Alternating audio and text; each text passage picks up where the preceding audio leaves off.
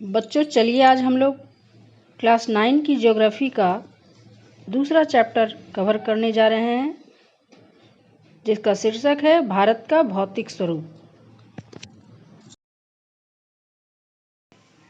जैसा कि आप जानते हैं कि भारत विभिन्न स्थलाकृतियों वाला एक विशाल देश है। आप किस प्रकार के क्षेत्र भूभाग में रहते हैं? यदि आप मैदानी क्षेत्र में रहते हैं तो वहाँ के दूर तक फैले विशाल मैदानों से आप परिचित होंगे। यदि पर्वतीय क्षेत्र के निवासी हैं तो आप पर्वतीय ढलानों और घाटियों से भलीभांति परिचित होंगे। वास्तव में हमारे देश में हर प्रकार की भू आकृतियाँ पाई जाती है, जैसे पर्वत, मैदान, मरुस्थल, पठार तथा द्वीप समूह।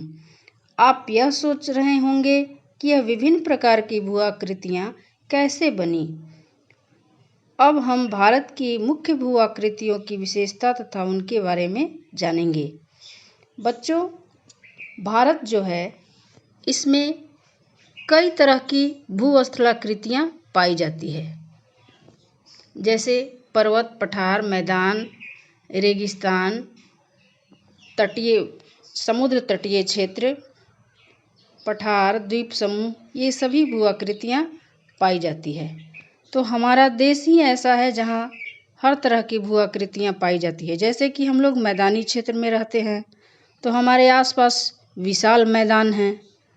अगर हम पहाड़ी क्षेत्र में जाएंगे तो वहाँ बहुत सारे पहाड़ी क्षेत्र, पहाड़ों की घाटियाँ, समुद्र के किनारे चले गए तो समुद्र तटीय क्षेत्र, मतलब हर तरह की भू आकृति हमारे देश में ही पाई जाती है। लगभग सभी देशों में इस प्रकार की भू आकृति नहीं है। हम लोग हर तरह की भू आकृतियों का आनंद ले सकते हैं अपने देश में ही रहकर। भारत के विभिन्न क्षेत्रों में चले जाएं तो विभिन्न प्रकार की भू आकृतियां हमें देखने को मिलेगी।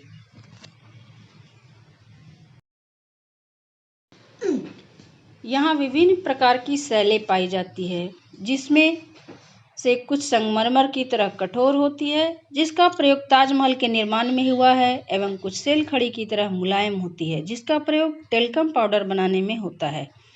एक स्थान से दूसरे स्थान पर मृदा के रंगों में भी विभिन्नता पाई जाती है, क्योंकि मृदा विभिन्न प्रकार की शैलों से बनी है। क्या आपने कभी इन विविधताओं के बारे में सोचा है? इनमें से अधिकतर विविधताएं शैलों के निर्माण में विभिन्नता के कारण होती है। बच्चों, हमारे देश में विभिन्न प्रकार की चट्टानें पाई जाती है। चट्टानों के बारे में आप लोग पिछली कक्षा में पढ़े होंगे, जिसमें कुछ संगमरमर की तरह कठोर होती है। संगमरमर एक प्रकार का पत्थर होता है जिसका काम ताजमहल के निर्माण में हुआ है। और कुछ चट्टानें जो होती है, कुछ सेल खड़ी की तरह मुलायम होती है। ये मुलायम पत्थर होता है जो आसानी से पीसा जा सकता है, जिसका प्रयोग पाउडर बनाने में, वो पाउडर जो हम लोग बॉडी में लगाते हैं, उसको बनाने में इसका प्रयोग किया जाता है। भारत के हम विभिन्न क्षेत्रों में अगर चले जाएं, एक स्थान से दूसरे स्थान पर जब हम लोग जाते हैं तो देखते हैं कि यहाँ मृदा में भी विभिन्नता है। मिट्टी भी अलग अलग तरह की है। कहीं काली मिट्टी है, कहीं लाल मिट्टी है, कहीं बलुई मिट्टी है, कहीं रेगिस्तानी मिट्टी है। मतलब मिट्टी की रंगों में भी विविधता पाई जाती है। तो आप लोग इसके बारे में सोचते होंगे कि आखिर ये मिट्टी की रंगों में भी क्यों विविधता पाई जाती है, क्यों अलग अलग है? हर जगह हर क्षेत्र की मिट्टी अलग अलग क्यों है? क्या आपने कभी इन विविधताओं के कारणों के बारे में सोचा है? इनमें से अधिकतर विविधताएं शैलों के निर्माण में भिन्नता के कारण होती है। जहाँ जिस प्रकार की शैलें पाई जाएगी, उस तरह की मिट्टी उस क्षेत्र में होती है। भारत एक विशाल भूभाग है। इसका निर्माण विभिन्न भूगर्भीय कालों के दौरान हुआ है, जिसने इसके उच्चावचों को प्रभावित किया है। भूगर्भीय निर्माणों के अतिरिक्त कई अन्य प्रक्रियाएं, जैसे अपक्षय, अपरदन तथा निक्षेपण के द्वारा वर्तमान उच्चावचों का निर्माण तथा संशोधन हुआ है। देखिए, भारत एक विशाल भू क्षेत्र से मिलकर बना है, जिसका निर्माण कई कालों के दौरान हुआ है, जिसको हम लोग आगे विस्तार से पढ़ेंगे, जिसको बनने में काफ़ी समय लगा है, जिसके कारण भारतीय स्थलाकृतियाँ काफ़ी प्रभावित हुई है। इसके अलावे कई ऐसी प्रक्रियाएं हैं जिसके कारण भारत की स्थलाकृतियाँ प्रभावित हुई है, जैसे चट्टानों के टूटने फूटने और दूर जाकर जमा होने से भी प्रभावित हुआ है और ये नए उच्चावचों का निर्माण हुआ है। प्रमाणों पर आधारित सिद्धांतों की सहायता से भूगर्भ शास्त्रियों ने इन भौतिक आकृतियों के निर्माण की व्याख्या करने की कोशिश की है। इसी तरह का एक सर्वमान्य सिद्धांत प्लेट विवर्तनिक सिद्धांत का है। इस सिद्धांत के अनुसार पृथ्वी की ऊपरी प्रॉपर्टी 7 बड़ी एवं कुछ छोटी प्लेटों से बनी है। प्लेटों की गति के कारण प्लेटों के अंदर एवं ऊपर की ओर स्थित महाद्वीपीय शैलों में दबाव उत्पन्न होता है। इसके परिणाम स्वरूप वलन, भ्रंशीकरण तथा ज्वालामुखी क्रियाएं होती है। सामान्य तौर पर प्लेटों की गतियां 3 तरह की होती है। चलिए हम लोग आगे विस्तार से प्लेट विवर्तनिकी सिद्धांत को पढ़ेंगे। चलिए हम लोग विस्तार से प्लेट विवर्तनिकी सिद्धांत के बारे में पढ़ेंगे, जो एक सर्वमान्य सिद्धांत है, जिसमें प्लेटें 3 तरह की गति करती है। तो सबसे पहले ये जान लेते हैं कि प्लेट है क्या। प्लेट पृथ्वी का सबसे ऊपरी भाग, जो दृढ़ स्थलखंड का भाग है, जिस पर हम लोग निवास करते हैं, जिसकी मोटाई 100 किलोमीटर के लगभग है, प्लेट कहलाता है। प्लेटों की संख्या के विषय में अलग अलग पुस्तकों में मतभेद है। किसी में 6 प्लेटें बताया गया है, किसी में 8 प्लेटें बताई गई है। नासा के वैज्ञानिकों ने पृथ्वी की भूप्रॉपर्टी को 8 बड़ी प्लेटों और कई सारी छोटी प्लेटों में बताया है। अब है प्लेट विवर्तनिकी क्या है। प्लेटों के प्रवाह और उसके स्वभाव का अध्ययन ही प्लेट विवर्तनिकी कहलाता है। सबसे पहले प्लेटों के विषय की संकल्पना टूजो विल्सन ने महोदय ने दिया था। मॉर्गन ने इसका प्रपोजल दिया और इसको प्रकाशित किया 3 लोगों ने, 3 भूगोलवेताओं ने मिलकर, विल्सन, मैकेंजी, पार्कर। पृथ्वी की प्लेटें जो है वो गति करती है। प्लेटें गति क्यों करती है? प्लेटें 3 तरह से गति करती है। तो प्लेटें गति क्यों करती है? पृथ्वी का जो आंतरिक भाग है वो काफ़ी गर्म है, वहाँ से संवहनी धाराएं बहती है, जिसके कारण प्लेटें गति करती है। पृथ्वी की प्लेटें 3 तरह की गति करती है। सबसे पहले है अभिसारी गति। अभिसारी गति में क्या होता है कि 2 प्लेटें एक दूसरे के सामने आती है, करीब आती है। प्लेटें हल्की या भारी हो सकती है। अब हल्की प्लेटें कौन होती है और भारी प्लेटें कौन होती है? प्रशांत महासागरीय प्लेटें जो होती है, या महासागरीय प्लेटें भारी होती है और महाद्वीपीय प्लेटें हल्की होती है। तो दोनों जब एक दूसरे के आमने सामने आती है तो उनमें टक्कर होता है। टक्कर के कारण क्या होता है कि भारी प्लेट नीचे चली जाती है और हल्की प्लेट उसके ऊपर उठ जाती है। कुछ इस प्रकार की आकृति बन सकता है।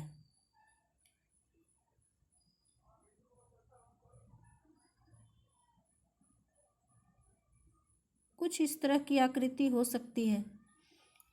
भारी प्लेटें जो नीचे जाती है पृथ्वी के आंतरिक भाग में, तो भारी प्लेटें क्या होती है? पृथ्वी का आंतरिक भाग काफ़ी गर्म है, इसके कारण वो प्लेटें पिघलकर मैग्मा में बदल जाती है। मैग्मा बनने के बाद अब अंदर आंतरिक भाग काफ़ी गर्म है, काफ़ी प्रेशर है, इसके कारण वो ऊपरी सतह में दबाव डालती है, प्रेशर डालती है, और प्रेशर से मैग्मा जो है वो बाहर निकलना चाहता है, जिसके कारण क्या होता है कि पृथ्वी के ऊपरी भाग पर ज्वालामुखी की क्रियाएं होती है, ज्वालामुखी विस्फोट होता है। इसके बाद अभिसारी गति में ही मान लीजिए एक पेपर का सतह है, उसमें दोनों तरफ से अगर दबाव डाला जाएगा तो बीच का भाग इस तरह से मुड़ जाएगा। दोनों तरफ से प्रेशर डाला गया तो बीच का भाग जो है इस तरह से मुड़ जाएगा, और मोड़ होने के कारण इस तरह से ऊपर का भाग ऊपर उठेगा और वलित पर्वत का निर्माण होता है। तो अभिसारी गति में भूकंप की क्रियाएं होती है, ज्वालामुखी की क्रियाएं होती है, वलित पर्वत का निर्माण होता है, प्लेटों का विनाश होता है। इस तरह से अभिसारी गति में ये सब क्रियाएं होती है। अब दूसरा है अपसारी गति। अपसारी गति में क्या होता है कि पृथ्वी की दो प्लेटें एक दूसरे से दूर जाती है। पृथ्वी की दो प्लेटें एक दूसरे से दूर जाती है तो इसमें क्या होता है कि बीच का भाग जो है उसको गैप मिल जाता है, और इसमें नीचे से स्वतः ही मैग्मा निकल जाता है, और मैग्मा निकलते निकलते धीरे धीरे मैग्मा निकलता है और मेज के आकार की आकृति बना लेता है। तो अपसारी गति में पठारों का निर्माण होता है, प्लेटों का निर्माण होता है, ज्वालामुखी की क्रियाएं होती है, लेकिन प्रसुप्त ज्वालामुखी की क्रियाएं होती है, पठारों का निर्माण होता है। उसके बाद हल्के भूकंप के झटके महसूस किए जाते हैं। इसमें भारी भूकंप नहीं आता है, हल्के भूकंप होते हैं। तीसरा है रूपांतरण परिसीमा या समानांतर गति। इसमें क्या होता है कि दो प्लेटें एक दूसरे के क्षैतिज दिशा में गति करती है। देखिए चित्र के माध्यम से यहाँ दिया हुआ है, एक दूसरे के क्षैतिज दिशा में गति कर रही है। तो इससे दोनों में घर्षण उत्पन्न होता है और अधिक मात्रा में ऊर्जा उत्पन्न होती है, जिससे जोरदार भूकंप के झटके महसूस किए जाते हैं। बार बार भूकंप होता है। प्लेटों का विनाश यहाँ नहीं होता है, प्लेटें टूटती फूटती है हल्की, लेकिन प्लेटें सुरक्षित रहती है। ज्वालामुखी की क्रियाएं नहीं होती है। तो समानांतर गति में इस प्रकार की गति होती है। तो पिछले इसमें जो हम लोगों ने पढ़ा कि किस प्रकार की भू आकृतियाँ बनती है, प्रभावित होती है, कैसे उसका निर्माण होता है, तो अभी हम लोग प्लेटों की गति के द्वारा हम लोग ये जाने कि ज्वालामुखी की क्रियाएं कैसे होती है, पठार का निर्माण कैसे होता है, वलित पर्वत कैसे बनते हैं। आगे भी हम लोग इसी प्रकार से भारत की विभिन्न भू आकृतियों के निर्माण के बारे में पढ़ेंगे।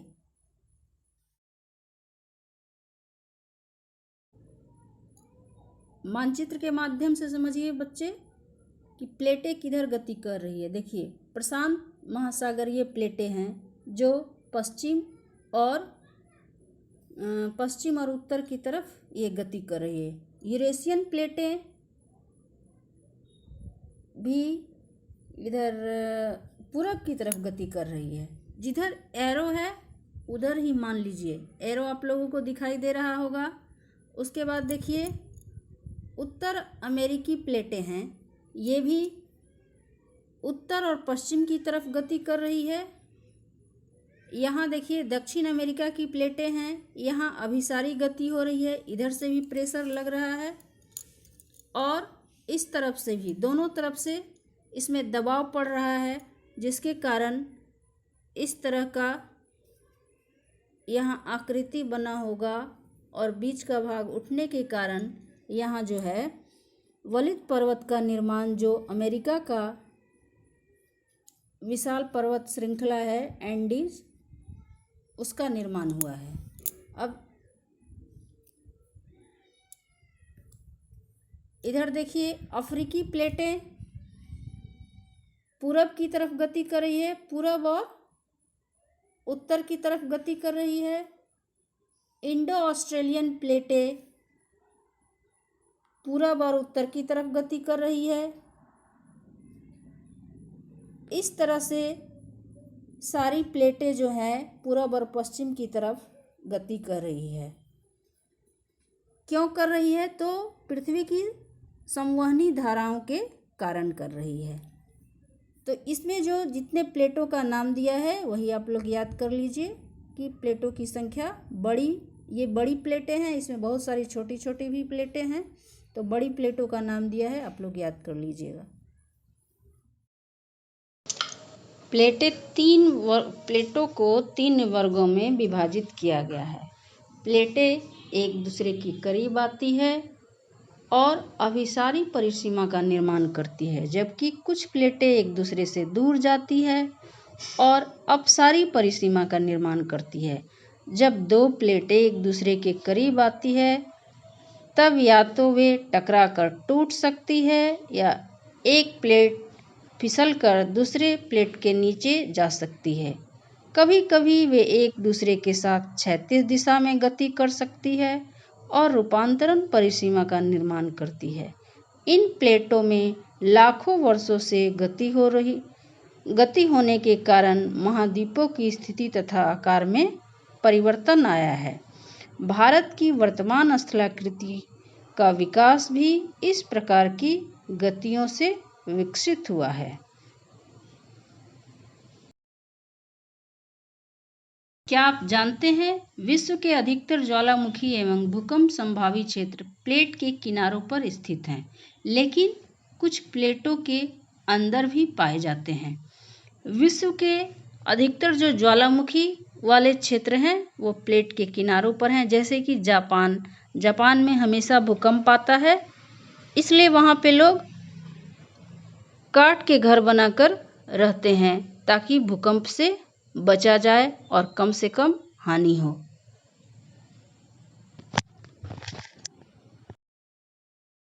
सबसे प्राचीन भूभाग अर्थात प्रायद्वीपीय भाग गोंडवाना भूमि का एक हिस्सा था। गोंडवाना भूभाग के विशाल क्षेत्र में भारत, ऑस्ट्रेलिया, दक्षिण अफ्रीका, दक्षिण अमेरिका तथा अटलांटिक के क्षेत्र शामिल थे। देखिए, सबसे प्राचीन भूभाग था जो प्रायद्वीपीय भाग का एक हिस्सा था, जिसको गोंडवाना लैंड बोला जाता था। उसमें भारत के कौन कौन से क्षेत्र आते थे? तो इस विशाल भूभाग में भारत, ऑस्ट्रेलिया, दक्षिण अफ्रीका, दक्षिण अमेरिका तथा अटलांटिक के क्षेत्र शामिल थे। भू प्रॉपर्टी को अनेक टुकड़ों में संवहनी धाराओं ने भू प्रॉपर्टी को अनेक टुकड़ों में विभाजित कर दिया और इस प्रकार भारत ऑस्ट्रेलिया की प्लेट गोंडवाना भूमि से अलग होने के बाद उत्तर दिशा की ओर प्रवाहित होने लगी। उत्तर दिशा की ओर प्रवाह के परिणाम स्वरूप ये प्लेटें अपने से अधिक विशाल प्लेट यूरेशियन प्लेट से टकराई। इस टकराव के कारण इन दोनों प्लेटों के बीच स्थित टैथिस भू अभिनति के अवसादी चट्टान वलित होकर हिमालय तथा पश्चिम एशिया की पर्वतीय श्रृंखला के रूप में विकसित हो गए। देखिए, ये बता रहा है कि कार्बोनिफेरस युग में पहले ये जितने पृथ्वी की जो प्लेटें हैं अलग अलग हैं, 6 है, 8 है, किसी ने 8 बताया, किसी ने 6 बताया, ये सभी एक प्लेटें थी जिसको पैंजिया कहा जाता था। उसका दक्षिणतम भाग गोंडवाना लैंड और उत्तरी भाग अंगारा लैंड था। तो पृथ्वी की संवहनी धाराओं के कारण कार्बोनिफेरस युग में ये अलग अलग विभक्त हो गए। ये जो पृथ्वी का उपमहाद्वीप का जो एक भाग था वो अलग 2 टुकड़े में विभाजित हुआ। कौन कौन? गोंडवाना लैंड और अंगारा लैंड। दक्षिणी भाग को गोंडवाना लैंड और उत्तरी भाग को अंगारा लैंड कहा गया। तो गोंडवाना लैंड में कौन कौन भाग आए? क्या भारत आया, ऑस्ट्रेलिया आया, दक्षिण अमेरिका, दक्षिणी अफ्रीका, ये सभी उपमहाद्वीप आए उसमें। तो पृथ्वी की संवहनी धाराओं के कारण कार्बोनिफेरस युग में ये अलग अलग हो गया। बीच में एक ही सागर था, एक उपमहाद्वीप, चारों ओर से सागर था जिसका नाम था टेथिस सागर। तो इसमें क्या हुआ कि दोनों तरफ से प्रेशर पड़ा और उस सागर में गाद आकर जमने लगा। गाद के जमने से गाद उसमें जमता गया और दोनों तरफ से प्रेशर यानी अभिसारी गति होने के कारण वे गाद जो थी ऊपर उठने लगी और धीरे धीरे ऊपर उठते आज हमारे सामने विशाल हिमालय पर्वत के रूप में विद्यमान है। वो इसी प्रकार से इसका निर्माण हुआ है। और पश्चिम एशिया के भी बहुत सारे वलित पर्वत हैं जो इस प्रकार की क्रिया से हुए हैं।